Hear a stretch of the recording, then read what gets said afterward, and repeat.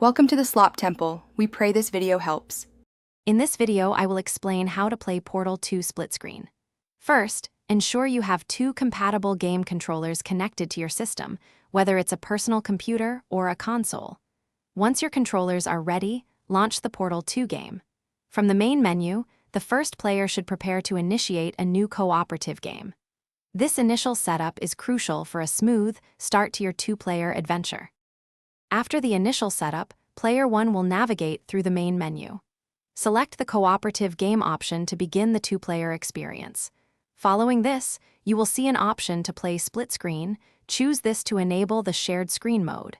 At this point, Player 2 simply needs to press any button on their connected controller. This action will seamlessly bring the second player into the game, ready for action.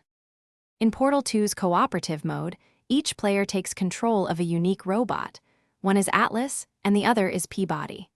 Your primary objective is to collaborate closely to solve a series of intricate, physics-based puzzles. Each robot is equipped with its own portal gun, allowing you to create two distinct sets of portals.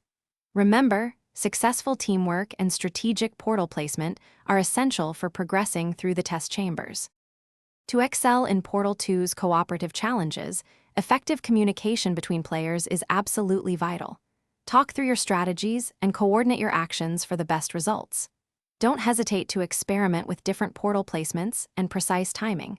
Sometimes, an unconventional approach is the key.